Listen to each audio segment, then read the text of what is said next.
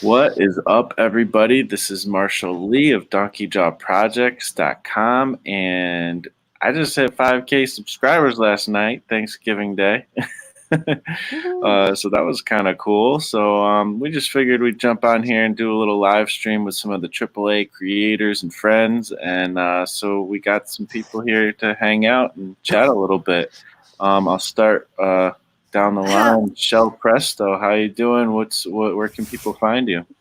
Actually, we want to interrupt you for a second. Ronnie and I organized this. Robert and Teresa, if you know he's a jolly good fellow, join in. On three. 1, 2, 3.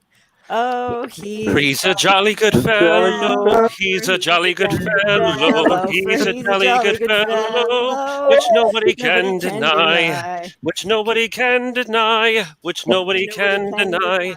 For he's a jolly good fellow. For he's a jolly good fellow. For he's a jolly good fellow, which nobody can deny. Wow! Congrats on 5K, Marsh. All right. Thank you. That's hilarious.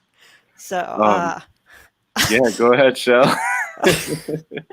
Okay, I'm Shell Presto. You can find me on YouTube if you search Shell Presto. And I'm also the artist for AscensionEpoch.com. And we also have a sister site now, HeroicAdventureFiction.com. All one word, no spaces. Awesome. And the man with the voice, the amazing vocals, Mr. Ronnie. Where can people find you? You can find me on ronniegunter.art at Instagram and ronniegunter.art on Facebook. Awesome. And straight from the workplace, the working, just like the working artist vlog, we got Mr. Robert Ogre here. How you doing, man? Where can people find you? On Robert Ogre on YouTube and on Instagram and Facebook. Awesome. I definitely recommend his videos he's been doing with the crew for the 100 Days of Making Comics, which has been really cool. And then longtime friend, Miss Teresa Del Pilar. How you doing? Where can people find you?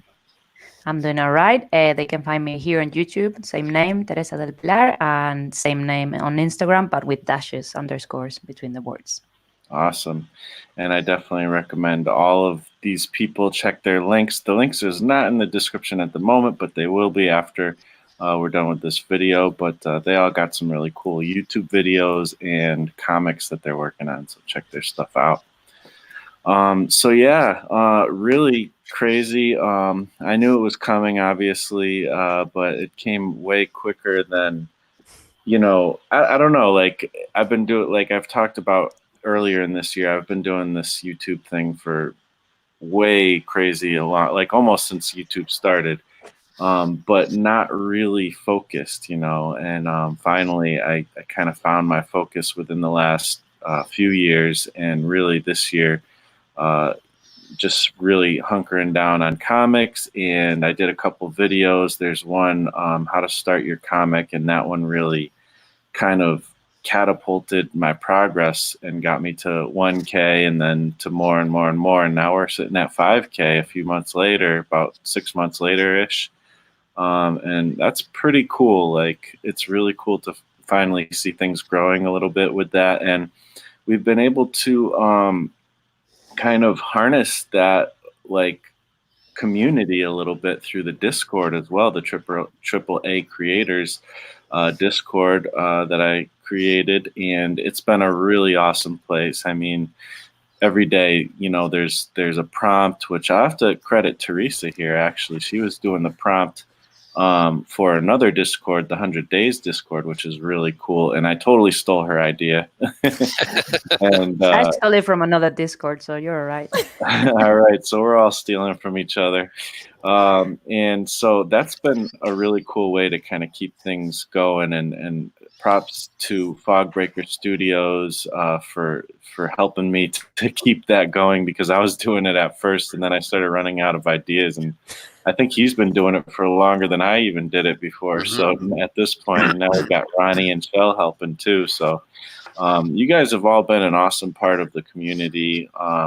And so thank you especially thank everybody who's been watching these and who's into the videos and subscribing. You guys all rock. I see a lot of people in the chat as well.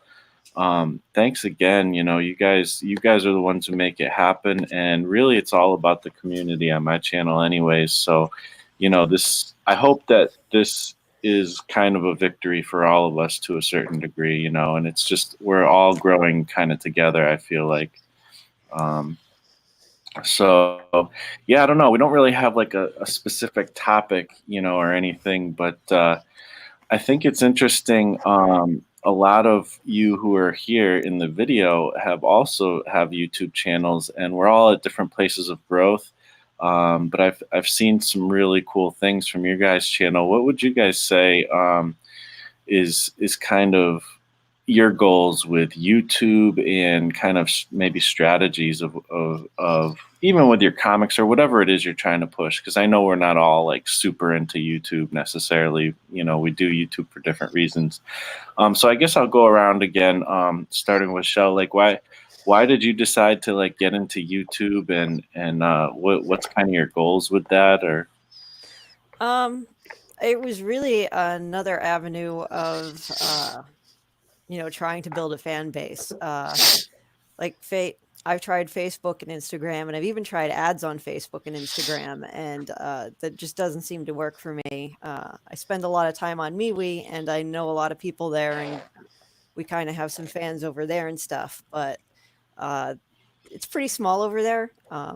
Even though I really like it, it's my social media of choice, and you know, you just always have to be trying new things. So I thought, well, I'll throw a couple Ascension Epoch drawings up on YouTube and talk over it and see what happens. And I was a little surprised to find out I had a good bit to say. yeah.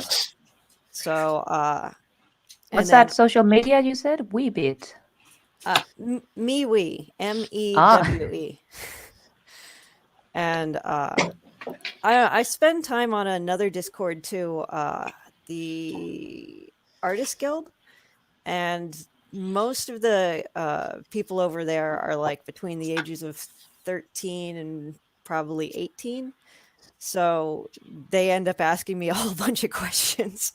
So they keep ending up giving me topics to do over here. So it just works out. It's like they ask me stuff, and then it's like, well, I can just talk about that over a video.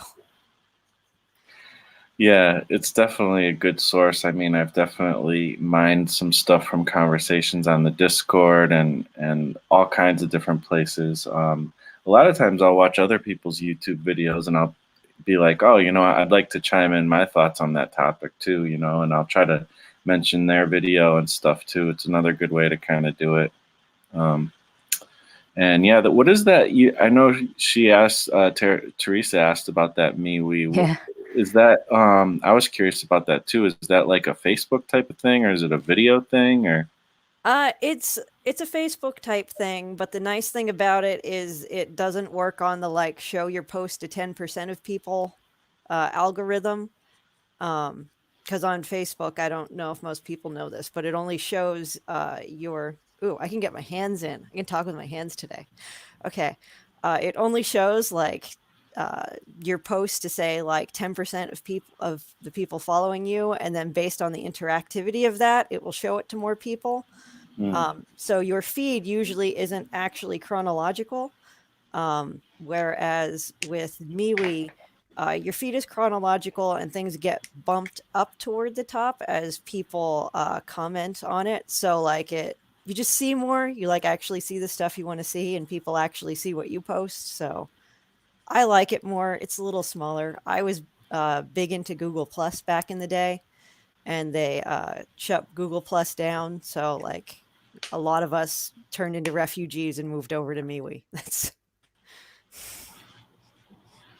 I feel like the audio dropped out there for a minute, for a second, but I think I got what you meant. You said you were talking about how, you know, it's like Google Plus, and you really liked it, but unfortunately it went away.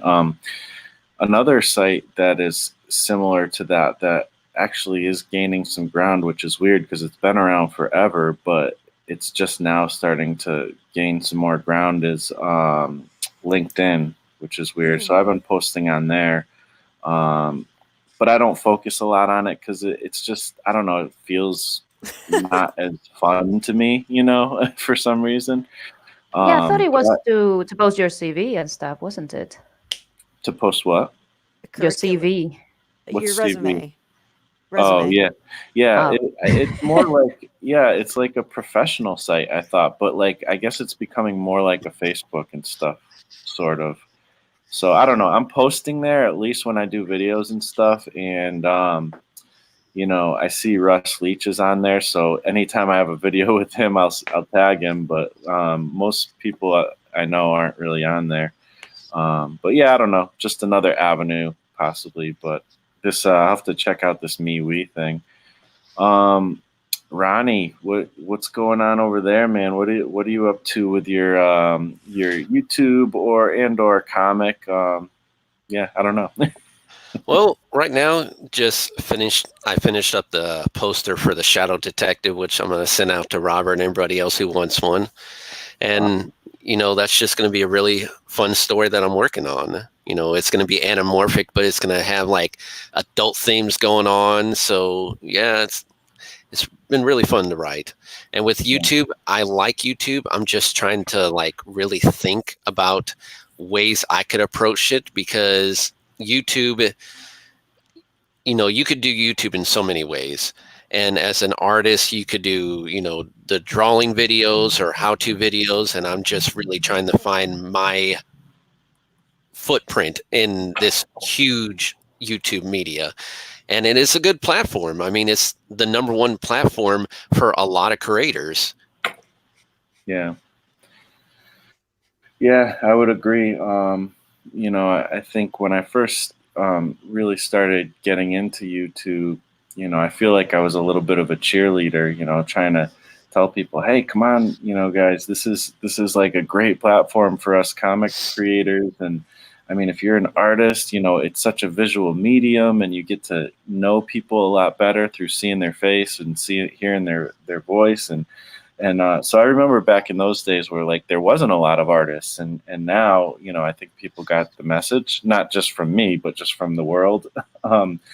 And there's a lot of art channels now, which I think is really awesome. And art, anything with art or comics is just perfect for YouTube. So yeah, I'm glad to see that comics has been building a big community on here as well, in a lot of different ways. So it's been a long time, but I think we're finally kind of here. And we all have varying results because it's not always easy to kind of figure out how it all works and make it work, so. But yeah, that's awesome. I saw I've been watching kind of the progress of that poster in the Discord that you're making, and I think it's looking really cool. And I'm definitely curious to see how that story goes, and I can't wait to read that. So what about Robert? How about you? You're kind of seems like you're maybe a little newer to the whole YouTube thing. How has it been for you? Well, I used to do videos about 4 years ago. It was role playing game based, and I wanted to come back, and I wanted to do the 100 days of making comics, and I got a couple people to start at the same time as me, so it was like a perfect time to crank it back up. And so, I mean, our live streams and stuff are a little out there. We talk about what we're doing, but we just kind of roll with it and talk about whatever. But after this is over, the 100 days of making comics, which will be done on December 24th. Wow. 25 days. Nice. So we're gonna get our comic printed in early January, because of all the holidays. We're not sure. But with my channel, I'm hopefully later, when I have a little more time to focus on stuff, I'll be able to kind of do subjects and stuff like that, and be a little more in depth, about a lot of stuff because I've been into art for a long time, but I haven't done comics. So like this is like my first like real comic I'm doing right now, and I've learned a whole lot in these days. So so hopefully I can share some of that with people. You know, people that are just starting out and you know just want to spread the word, man. Comics, more comics, more comics. Make them. They're good. Yeah, absolutely. That's what I'm all about here. That's for sure. And Yep. you know, I like what you said. You're kind of talking about like you kind of started with a certain thing and got your feet wet, and you said you did a YouTube channel before, but now you're doing it with the comics, and you know, it's cool. That I think that's the best way to kind of start. If anybody's out there who's thinking about maybe doing YouTube, you know, you just kind of dip your foot in. And I've always said, like, if you don't want to talk, if you don't want, you know, to show your face, at least not right away, that's the cool thing about YouTube. You can find some, you know, some royalty-free music, throw it over the top of you just drawing or something, or doing like a screen share of your comic or whatever you're working on. And you can just start that way, and then you can maybe start introducing a little commentary over the top if you start to feel more confident, and then maybe eventually you'll show your face and stuff.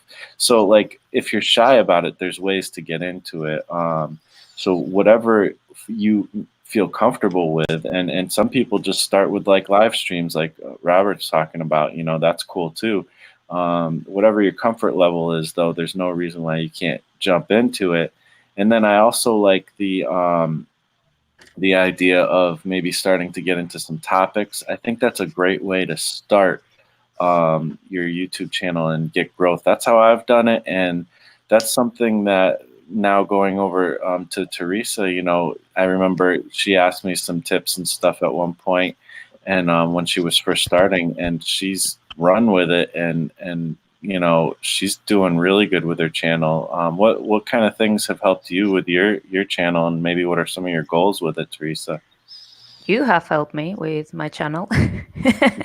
I started with the 100 Days of Making Comics because it was my third run, and I was like, this is getting old. I need to do something new, and I started making the videos. And then, you know, it was surprising because I didn't think I was going to enjoy it, but I did because I've never made a video before. But I like the editing, and I like it's surprising, isn't it? If you haven't tried it, how enjoyable the whole process it is.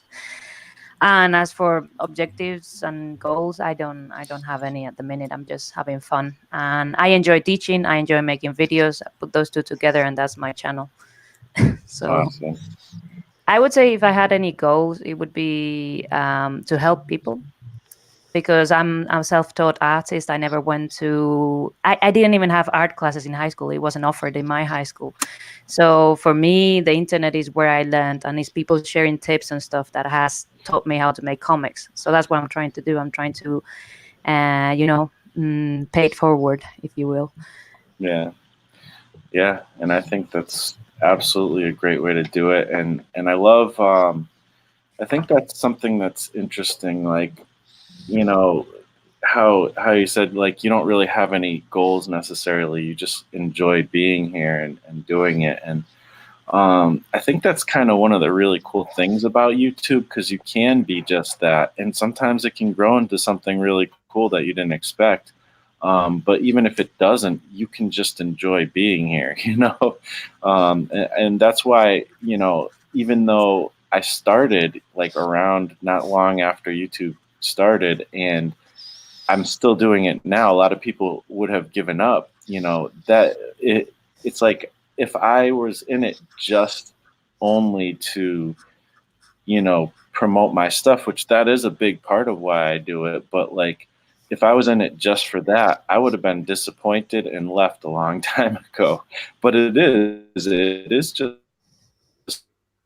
if you can help people, like every time I get a comment saying, you know, oh, thank you for helping me with this or that, like, it's awesome. It's like, there's no better feeling than to help somebody or to give something, you know, because I think we've all gone through a lot of different struggles with our art and just life, and trying to balance it all together, you know.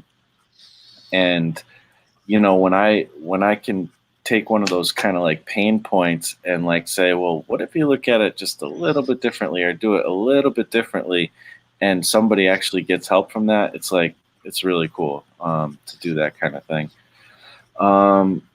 So yeah, I don't know. I don't really know much. Like, I didn't have a plan so much on what to talk about, but you know, what else do you guys think? You know, as far as like, I don't know, just goals and stuff. Like, what are you planning? You know, in the next coming, I guess what I kind of was thinking that I could talk about too is like, in the next coming months, or really month, it's like the holiday season and stuff, and a lot of people like kind of take breaks and stuff, and or, you know, I don't know, like, do you guys take breaks, or do you actually? To me, I almost like take advantage of like some of the extra free time and like try to do more work and stuff. What do you guys do during the holidays when it comes to creating and stuff? I'll just let anybody go.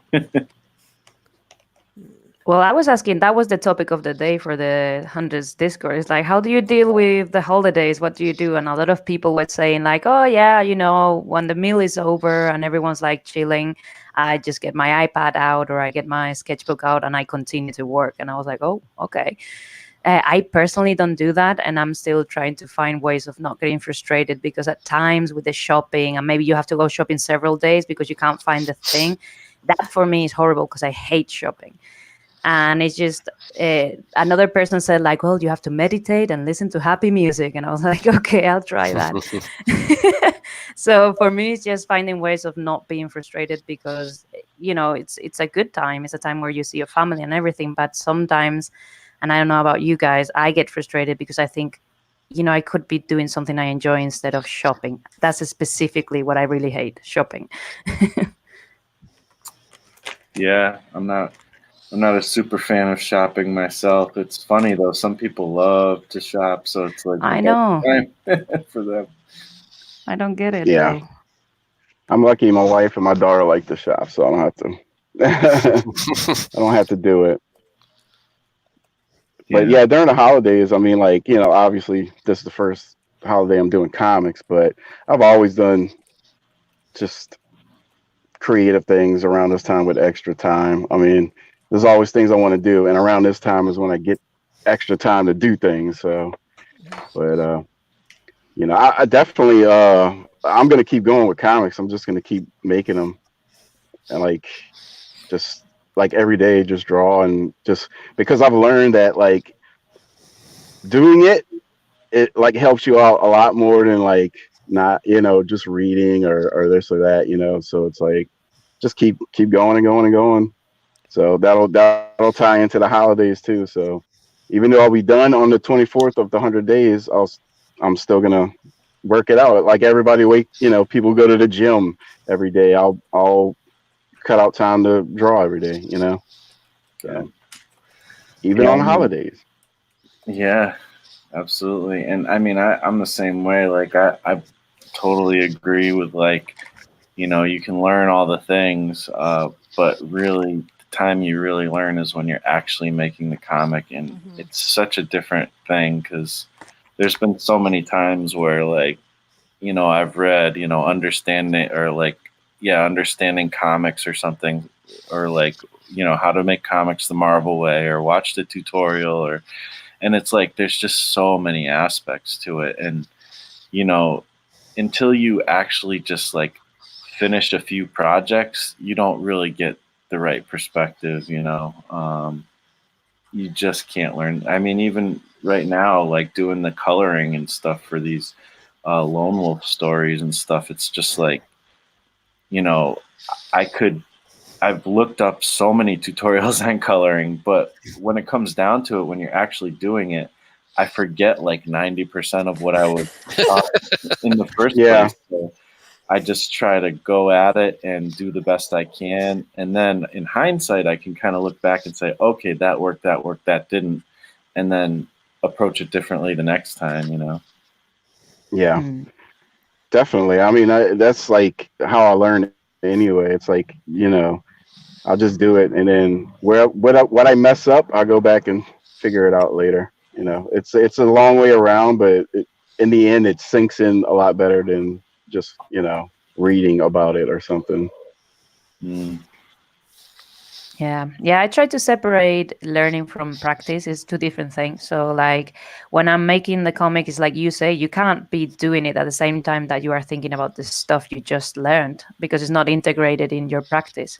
So what I do is I do it, and then I look at it and I say, okay, the coloring is rubbish, or the anatomy is off, or whatever, and then I go and study separately, and then I go back to the comic and see if that had any effect. And it's not guaranteed to have an effect immediately, but I think over time those little study sessions and observation of your flaws will hopefully have an effect on the quality of the work. But yeah, just watching tutorials is not going to do much. And I think as well as practicing, like there's also a difference between doing studies and practicing, which I think is very important and good to do, but also finishing projects. There's those are two different ways of practicing that I think do have different benefits, and like if I feel like if you're not doing like, I think you need to do both, and I think if you're not doing one of those, you're losing on some of the things you can learn. You know what I mean? Yeah, practicing. Yeah, for sure. Because, well, it's like, you're looking for a solution to a problem if you're working on a project, as opposed to just, I don't know, downloading information into your brain, like when I run into a problem, actually, Teresa's video helped me on one of them. I was, I don't know, it's just like my panels just didn't look right. And like my timing didn't seem right. So I watched one of her videos. That we're talking, you were talking about, the size of panels and like details in panels, how that helps, move the time slower or faster. And so like, I had a problem to solve. And so I solved it. If I would have just watched it, maybe I would have retained it. But, like, you have to run into problems to fix. You know what I mean? I don't know. It just works that way for me. I don't know. I was gonna say I'm kind of the opposite in that regard. I always like to be reading, and kind of always trying to absorb stuff. And I'm one of those people that'll read like the same book, or parts of the same book, like 4 or 5 times in a row, and really try to absorb it. So I tend to feel like I know what I'm doing when I sit down, which is a nice feeling. But I agree with everyone else in saying that you never know what you need to fix until you actually make the mistake. And I think I think a lot of people hold back on making comics or doing anything in general because they're like, oh, if I wait till I know what I'm doing, it's like you're never actually going to know what you're doing. You just have to start. Yeah. And I wish someone would have told me that a long time ago. It's like you'll learn as you go, and you could always be trying to learn new things, but you just have to start. Because it's kind of going to be crap with the first thing you do. And you just have to go up from there, but you don't know what you're going to have a problem with. Yeah. Yeah. Yeah, I agree. Practice makes perfect. And just like with Teresa's video that I think she posted yesterday or the day before, like no one really works from imagination. Any type of artist, singer or anything, when you first learn how to sing, you're not going to be great. You have to learn how to hit certain notes, or playing a guitar, you got to learn how to play certain notes. Because some people are like, oh, you just pick up the guitar and you could listen to a song and you could play that song. I'm like, no, because you know what that chord is by just listening to that chord being played. So you got to learn how to do all this stuff. I think another thing, and I think a lot of people here already do this, but I'm very bad at it. As far as productivity during the holidays, to always have a sketchbook that you're not afraid to screw up in with you. I've never been. I'm always kind of. Oh, go ahead. Sorry. I'm just saying, I've always been the sort of person that doesn't really sketch that much. I've always been like, I'm going to sit down and do a finished drawing. And now that my life is a little more hectic with a toddler, I need to start being able to just get something down on paper, no matter how good it looks, and not caring. So I'm trying to learn to sketch more. And I got a sketchbook, a little one, just to sort of keep with me all the time now. Look, I'm coming to you guys from work. Here's my whole setup. I'll bring this with me everywhere. You can see it. My Your camera's sketchbook. frozen. Oh yeah. Can you see? No, your camera is frozen. Yeah. Oh well. Anyway, I got a bag full of in a stuff. Yeah. I mean, that's essential, really. You know, I'm the same way. I always bring my backpack. Well, actually, it's funny I say that because the last week or so I haven't been, but I usually bring my backpack or something with me, and it's always got stuff to sketch in, and that's why I'm kind of hoping I can get into like a tablet soon, hopefully, because you know, an iPad Pro or something, or Surface Pro or whatever. So I can actually make comics too. Like it, you know, I mean, I've done that before when I did more traditional comics, and it's great because you can get. So I've gotten so much done at like doctors' offices and like, you know, just waiting anywhere. Yeah. If you have to go to the DMV or something or whatever it is you need to do, you know, you'd be surprised how much productivity you can do if you can be mobile. But also, I do like that idea of you know, the sketchbook thing that kind of Shell brought up with, you know, that was like really revolutionary to me when I finally realized that, okay, I don't need to make pretty drawings in my sketchbook. And it's actually not, you're actually messing up kind of. If you, like, to me, I found out, you know, I don't know, maybe 6, 7, 8 years ago, like I really started to look at my sketchbook differently, and I realized, you know, that's where I need to make my mistakes. Like I need to make a lot of bad drawings to get to the good ones, you know. And it's okay to make those bad drawings. It's actually better to make a goal of either drawing every day or make a goal of finishing a sketchbook, regardless of how bad it is. And now I've finished many sketchbooks, and there's a lot of gesture drawings in there. There's a lot of all kinds of scribbles that it's like, it's not like something I've done videos sometimes of it, but you see like these YouTube videos, sketchbook tour, and it's like all these beautiful like pieces of art and stuff. And I'm like, but where did you learn to do that? You know, it wasn't, you know, you need sketchbooks that you can actually learn in, you know? Yeah, I think that comes from, you know, that whole, apparently to apply to some universities, you have to send a sketchbook. And I think it all started with those CalArt people, like CalArt's accepted sketchbook. And you see those, and they're obviously done to impress a committee of admissions. And I think people have picked that up and said, like, a sketchbook has to be a piece of art, when in fact it's just a place to jot down ideas and stuff. Absolutely. We need to get a group together to do unfinished sketchbook tours, because I'm always like, oh, I have like, you know, 20 sketchbooks. I should do sketchbooks tours. And every time I open it, it's like, there's like out of, you know, 50 pages, 20 unfinished drawings in here. Do I really want to show this? Yeah. Yeah, absolutely. I think I actually did that with a sketchbook tour at one point. I was like, all right, now this is what a real sketchbook looks like. It's not pretty, trust me. Yeah, I do sketchbook tours, but I see like a lot of the click-through rate is very high. It's like, oh, a sketchbook, and people click, and 5 seconds later it's like, well, this is a, you know, a study or whatever, and people like leave video. The minute I show, and you can see, because YouTube shows you when people have clicked out of your video, the minute there's an unfinished piece or a study, people go boom away. They just want to see pretty drawings one after the other, and it's like, nope, that's not what I do. Yeah. For sure. But you know, the people that hang on till the end are your real fans. Yeah, kudos to them. Yeah. Kudos to the people who suffer through all my videos.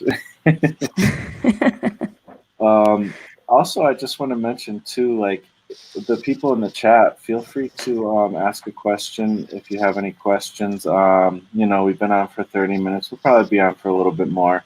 We do have one question.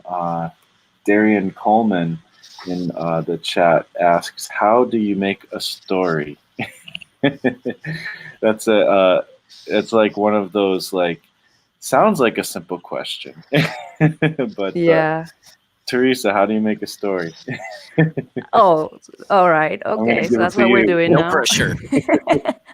How do you make a story? Do you mean like how do you write the story for a comic? Because it depends on the format, but I would assume that you're talking about comics in particular. How do you make a story for a comic? First, you come up with an idea.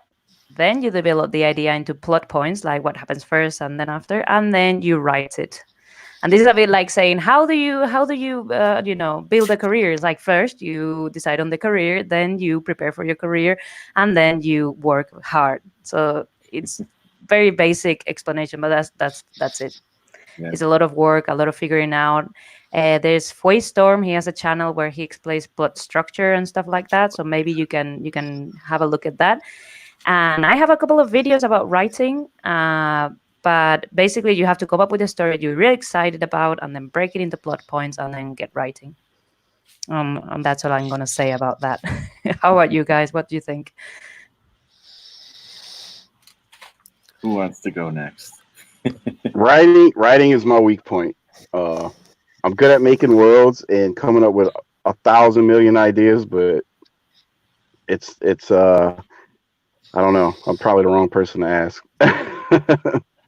Well, no, I mean, actually, I think it's you're the perfect person, you know, and everybody, I think everybody comes at it different, for one, and two is at a different place of their development. So, you know, as a beginner, or, you know, not, I don't know if you're a beginner or not, but like a lot of tips, a lot of the stuff that I talk about, I kind of talk about from a beginner's point of view, because as much as I've gained some skill over the year, I also feel like I'm still at the beginner stage. You know, I haven't made the, 150 issues or 200, 300, 400 issues that someone like Jack Kirby made. You know, I'm not a professional necessarily in that sense.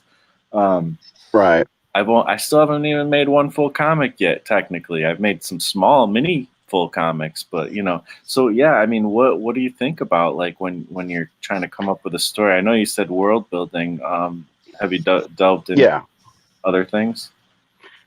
Well, so basically, like, I got a pretty big background in role playing games, being like a GM and stuff, and I never like to use the stuff that's written in the books. I always like to make my own. So I'm really good at like creating an entire world, but like it's usually I'll make it for other people to play in. You know what I mean?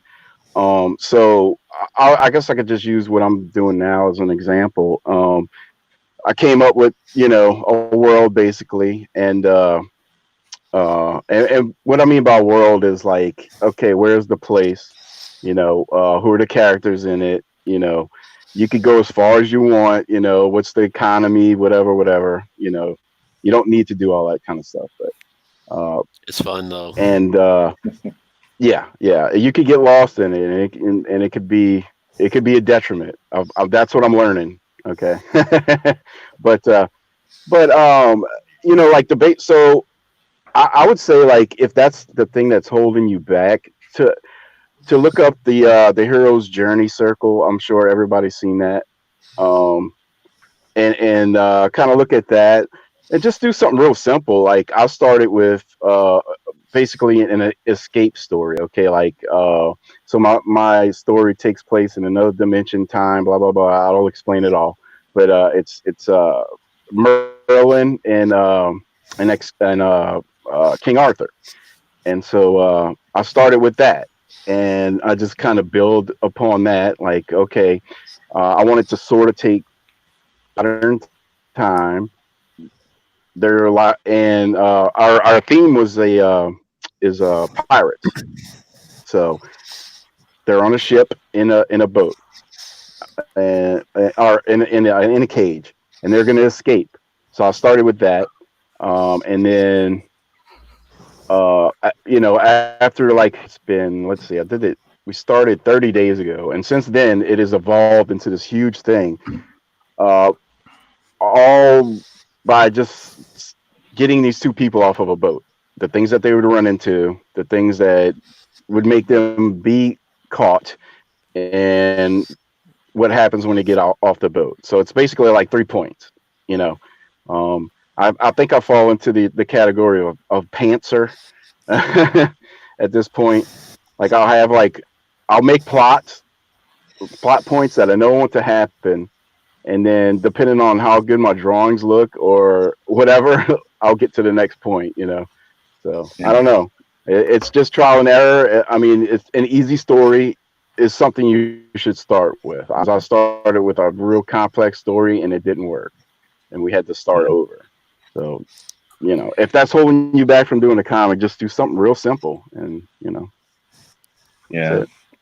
Yeah, I would totally agree, and that's why I'm glad that I kind of had you do a little more, because that's how, you know, that's the thing is, like, it doesn't, first of all, it doesn't take too much to write comics. Like, you can obviously the more you learn about story, the better your comics are going to be and stuff like that. But when it comes just to the base level of like, I need to write a script for a comic, or I need to write a comic, like it can be as simple as like starting with an idea and then writing a bullet point list, you know, on a piece of paper, and you can make a whole comic off of that. I've done it a few times already. That's kind of how I first started writing, and with that mentality, I realized I could write like all kinds of different story ideas and get into it. Now, eventually, I got to a point where I was like, you know, I want to actually like bring some more meaning into the comics. I want to have deeper characters. I want to have a more well-defined world. You know, I want, you know, to bring forth some kind of emotion or maybe even lesson or something. And so as I started to desire to make better, maybe not even better, but just more different depths into my stories, then I started to study those things. And I'm still, I think, creating a story is something that, you know, you have to look at as a journey that you're kind of going through for the rest of your life. If you really want to just keep doing this forever, like I do, you know, it's just going to be like, you know, a journey. It's not something that you like, okay, how do I make a story? All right, there is a blog post and an accompanying video that I can watch and I'll know everything. You know, that's not going to happen. So, you know, there's a lot of ways to approach it, but yeah, I don't know. I like kind of starting from just writing a list of a few things that happen and then illustrate it. You know, you could do that. We have Russ Leach here. Russ, how you doing, Hi, man? everyone. Yeah, I came in late from another world and saw your message, and I thought I got to come and say hi because that's really cool. 5,000 subs. Absolutely, man. You were lucky enough to miss out on the singing for me in the beginning. So. I think maybe you were lucky enough for me not to join in. That's right. We had a great vocal performance by everybody, including specifically Ronnie here. So well, thank you. I will definitely watch the show. I appreciate that. And then you could see how red my face maybe has turned. I don't know. Shell, how do you approach making a story? How do you make a story? I usually look at things that because you know you're most enthusiastic about the things you like. So I usually start with something I already like, and I like switch the premise around, or you know, when I sit down with my husband, it's like it tends to be like he thinks about things too hard, which is a good thing for a writer to do sometimes. But like I like to start with the characters, and maybe I have like a vague idea of what I might want to happen, but generally you know, so many of my stories have started with, say, like just coming up with a D&D character, or one of the characters from a comic I have not put out yet. Gosh, so someone needs to get on me about that. But we have a character in the Ascension Epoch called Threads, and his whole thing is he's, you know, he's actually got caterpillar powers instead of spider powers, but like I like Spider-Man. And I was like, well, what if you got bit by some other kind of bug, and you didn't get cool things like super strength to go with the ability to like spin thread or something. And then like your mind can just sort of go from the premise, or like with our we have a not comic series, but like a book series called Martian War Chronicles. And that started because Mike was thinking about War of the Worlds. And it was like, well, you know, the aliens wouldn't just get sick and die off all at once. So, you know, how would that really go, and how long would the war go? And then we threw superheroes into the mix. But it's all this idea of taking something that you already know and just spinning the premise and going off in your own direction with it. That's kind of how I like to look at things, whether building characters or a story idea. Yeah, I think that's a great hack kind of to do it. Not that you're a hack if you do that, but like, but it's like that. I feel like that's what I'm doing half the time when I'm trying to be creative. I'm trying to find like some kind of trick to kind of help me move forward to the next thing. And that's one way I've done it as well. I like that tip. Well, I would also probably be remiss if I didn't say, look at the public domain. There's a whole bunch of stories and characters out there for you to already use. Yeah. Yeah. Absolutely. Yeah, all of H.P. Lovecraft is public domain. Mm-hmm.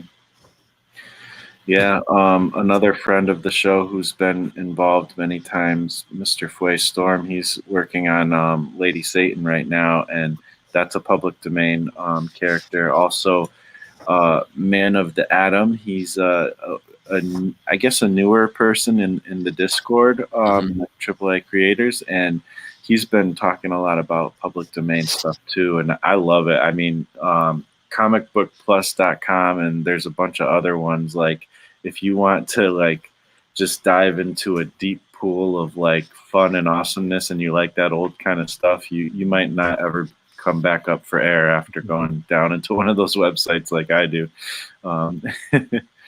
Let's see. Anybody else want to chime in on how to make a story? Yeah, with me, how I make a story. There was a part of my life that I stopped doing art and I did more theater acting and music and stuff like that. So when I write a story, I like world building, and I like focusing a lot on the characters, kind of like how they're actors. You got the leading actors and you got the character actors, you know, so I try to approach it in that way. Interesting. I don't think I've quite heard that. I like that.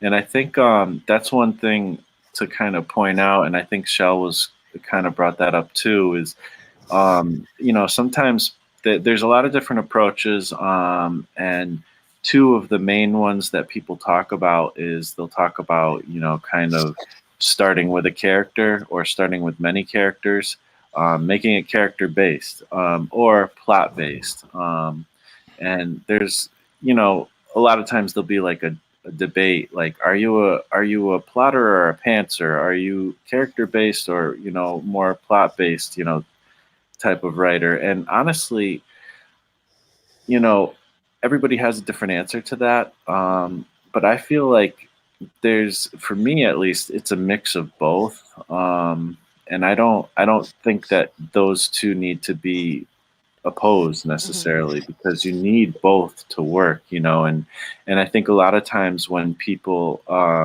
think they're more of a plot-based writer, they don't realize that they're also character-based. You know, they're just not thinking of that primarily. And same thing with character. Like, if you write a great character, plot comes through. Good plot comes through. So, you know, there's a lot of different ways to approach it. Let's see. Yanimal. Go ahead. You got more? Go ahead. No, I was just gonna say the thing I'm writing actually started with an item, and then everything got built around that. I had this idea of being bound with the Holy Grail and a couple other things, and then reformed into a canon, you know. So like that was my idea I started with, and everything else got built around that. Yeah. So that's it. It's funny, the That's starting points for sure. Like I've started in some very weird places, and it sounds like you put all the like awesome things together, and like that's got to be cool. It's funny listening to other people's way of doing things. Yeah. Well, you know, and I have to be careful because like I really started going down like the Templar, you know, route and stuff, and I don't want to be like, you know, I don't want to like stomp on people's like religion and stuff. So, you know, a few detours that actually made it more interesting because I'm like, well, he's not getting power from, you know, I don't want to make it like God, like Christian God. So I made it Zeus. And so then I added another like element and stuff. And it just keeps building and building and building, you know, as I go along. But that's it. It's weird seeing where people get their inspiration from for stories like Marsh was saying, is it character driven or plot driven? And I've only written myself 2 stories. Everything else I've done has been published work by other writers. But my own stories came from a feel. I wanted to get a particular feel to the book that I was producing and to the story that I was telling. I'm a big Bronze Age fan, as everybody knows, because I don't shut up about it. But I wanted to get that kind of Thor as guardian kind of thing for the Only Death Can Save Us book. I'm also big into quantum physics and metaphysics, as you know, so science and pseudoscience, and that whole thing. And so I kind of wanted the veil of the world that's underneath the world that we already have, and then chuck into that as much sort of Kirby and Buscema and cosmic chicanery as I could fit into it without it being, you know, so over the top that you couldn't understand the story. So it was kind of like, I just want to feel. I want to be able to pick up the book and look at it and go, yeah, that's bonkers. That's just what I want to read. And it not necessarily. The idea is that I have a character at the end of it that can go anywhere. So almost public domain, to the point where you could put them in anybody's universe and anybody else's story or anywhere in time and space and make a story out of them, and that be an extension of the original story I put together. So hopefully that works. We'll find out next year.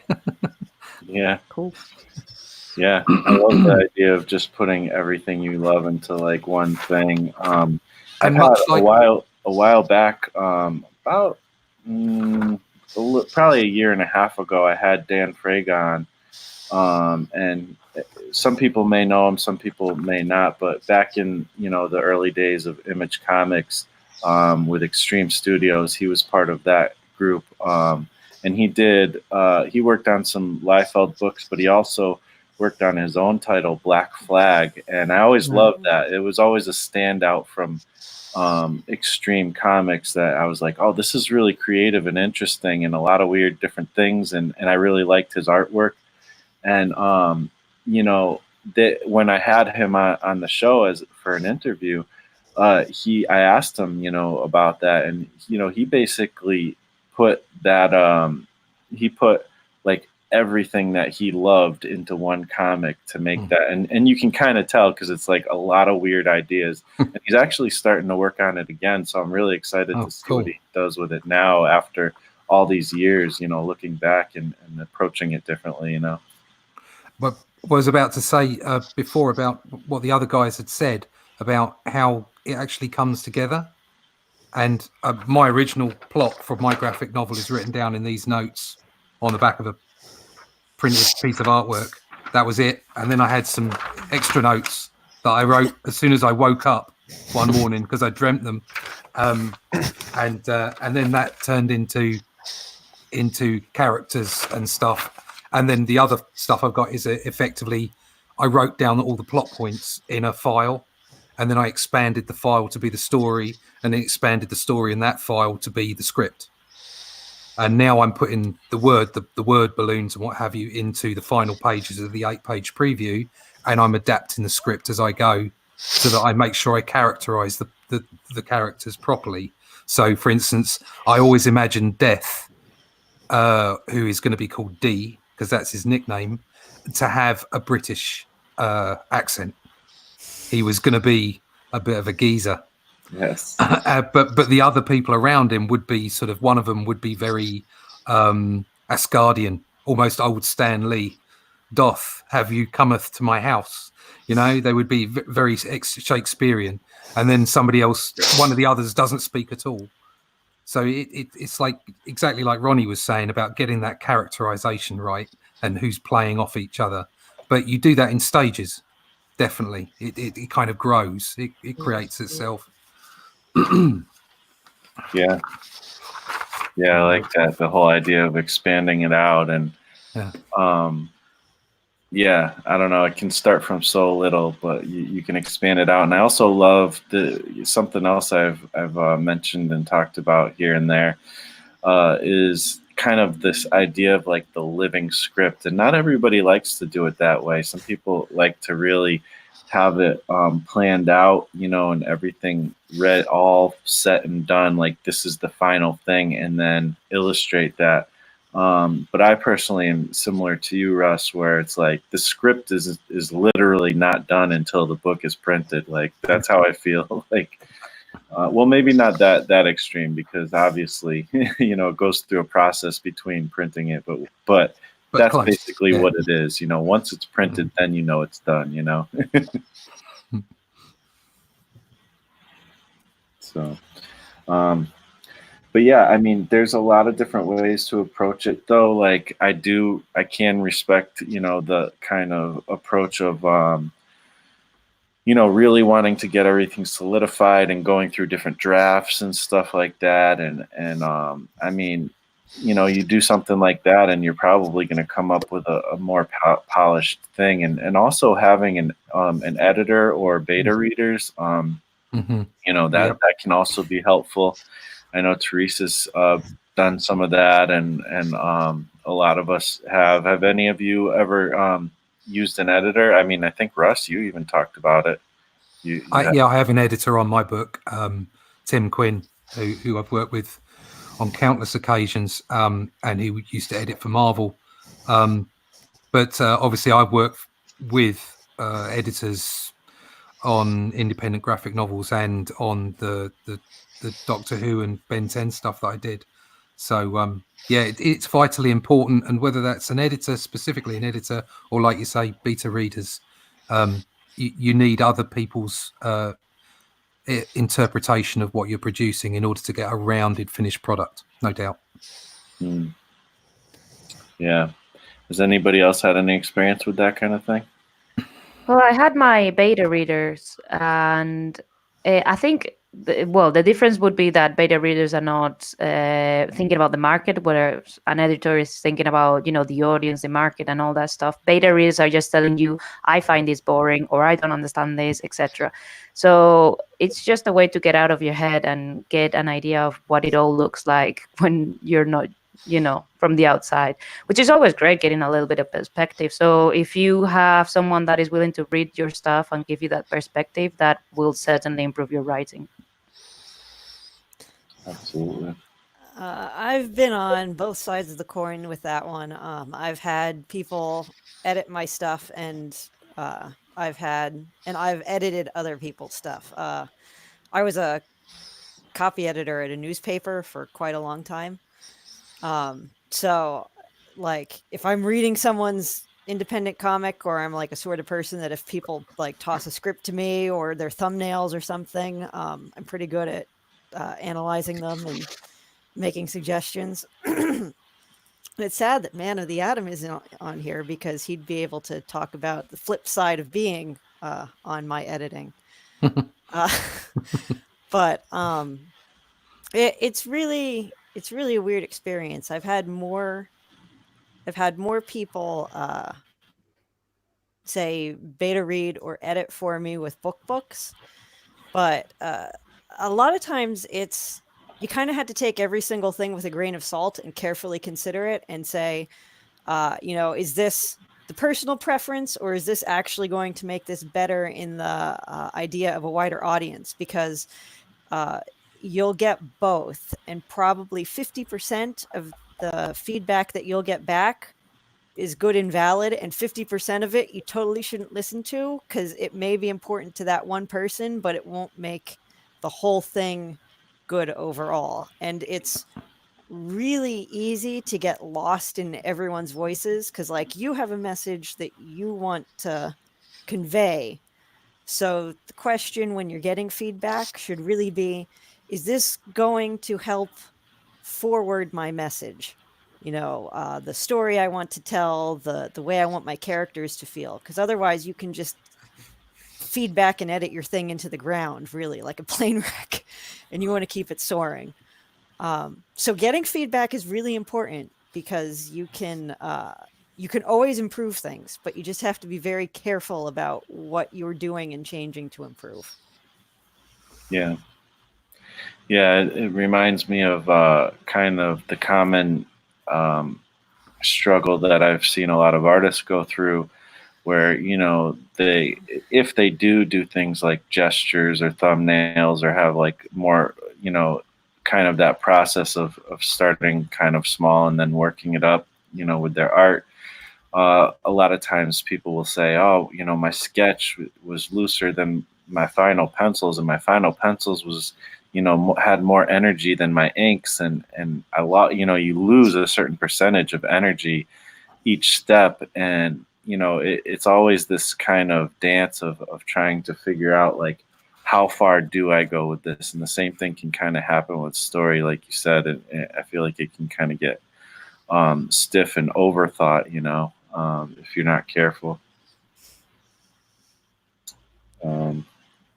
So let's see. One little question here. Yanimal said, and everybody may or may not know Yanimal, but if you don't, you should definitely check out his YouTube channel. He's like if you've ever watched like a lifestyle travel channel, you will like his channel, because it's that and comics. So it's awesome. And he's a really awesome artist. I have one of his comic pages over here right next to me on the wall. Really cool dude. And he asks, how do you find the amazing songs you use as backdrops for your videos?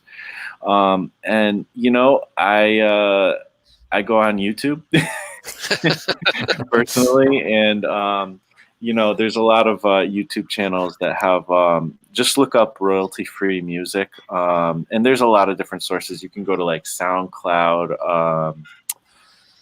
I can't read. Maybe Bandcamp, possibly. Sometimes you can purchase.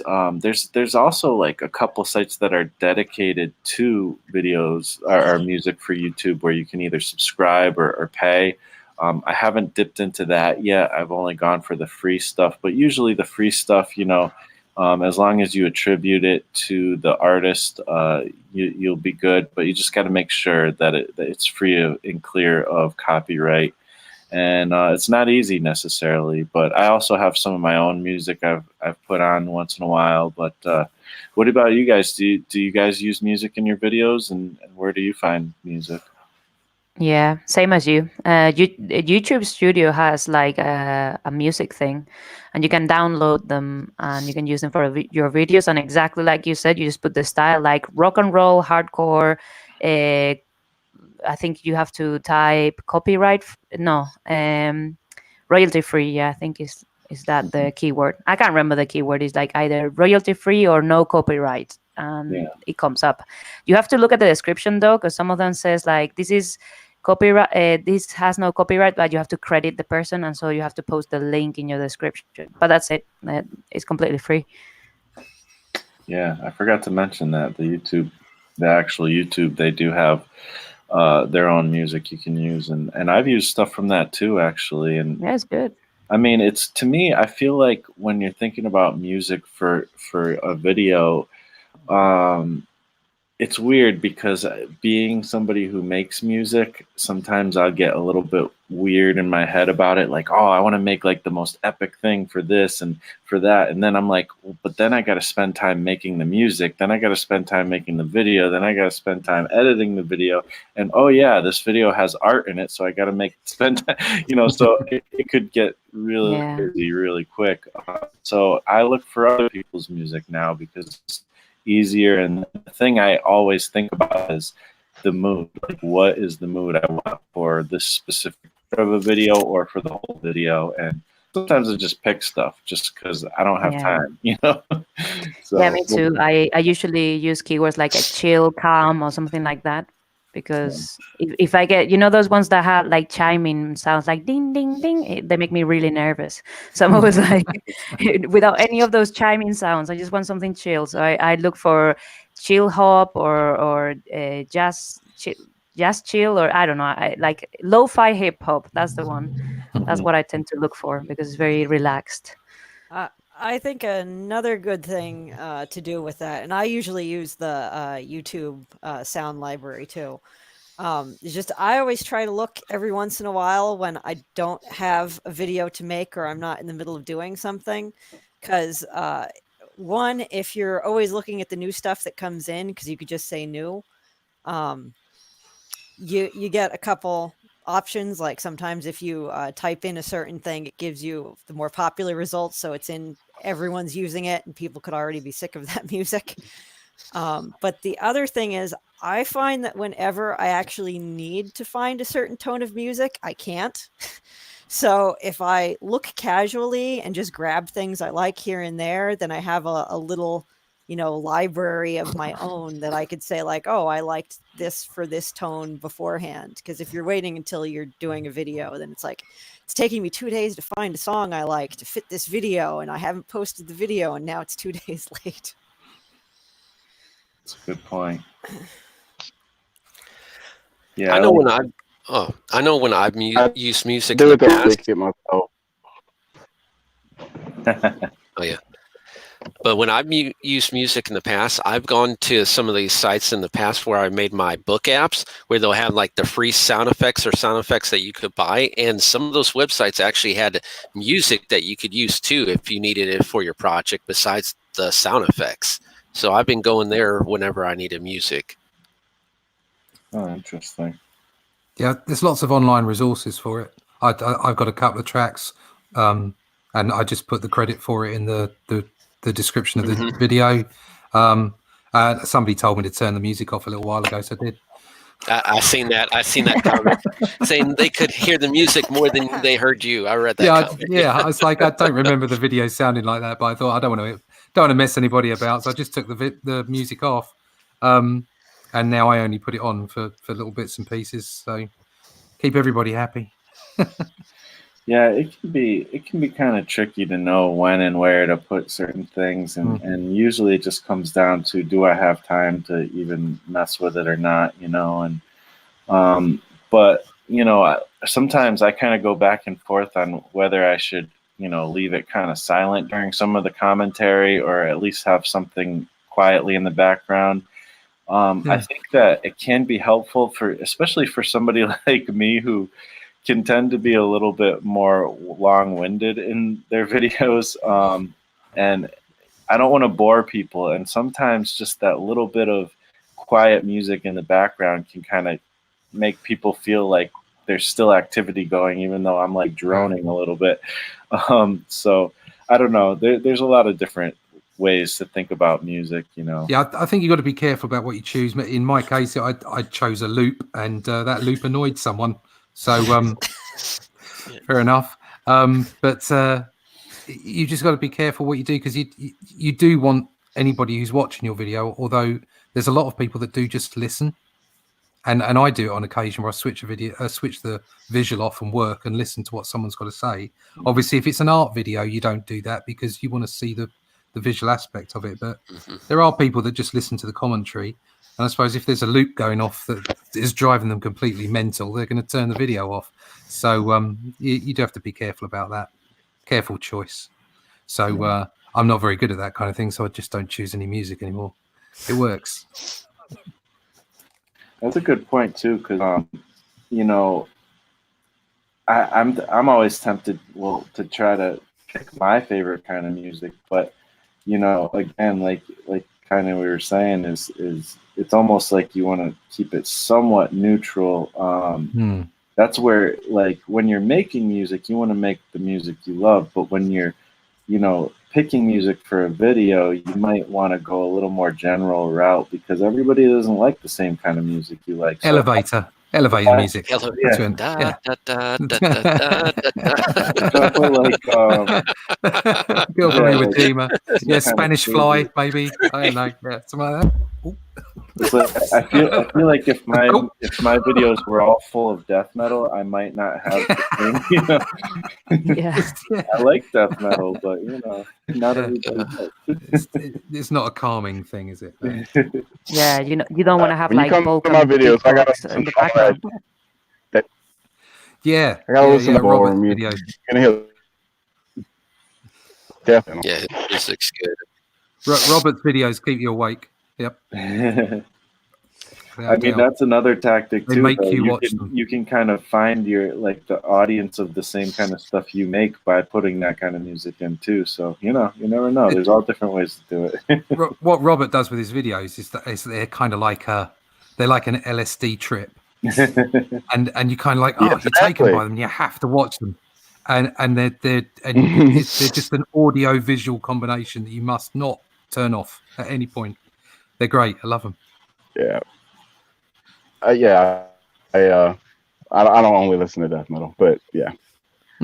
Yeah, I try to make it entertaining because it's like, who wants to listen to me talk forever? I mean, just look at something cool, and you know, maybe if I make it trippy enough, you won't remember it if you didn't like it.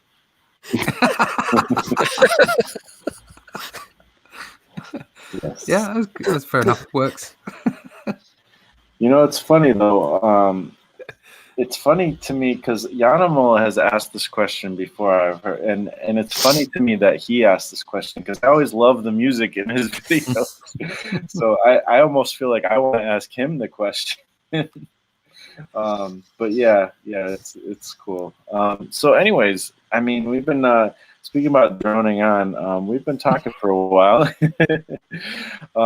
Thank you everybody I mean, I couldn't get to this point of 5,000 if it wasn't for everybody else and for all the people who helped, you know, especially here in the video and other people who've been in my videos, like who helped me make these videos. I mean, I got to give a shout out to Russ, man. Like, I use his art for my thumbnails, and he comes on and puts all this kind of cool wisdom. And Teresa's been on a lot. All you guys, like, you guys make this channel awesome, you know. So thank you for helping me out with that. And so let's go around the room again. Ronnie, where can people find you? You can find me at ronniegunter.art on Facebook and Instagram. And find me, Ronnie Gunter, on YouTube. Yes. And we need more videos of you singing. Teresa, where can we find you? Here on YouTube, Teresa del Pilar, the name that is down here, or on Instagram, same name, but with underscores between the words. Awesome. And Shell, what about you?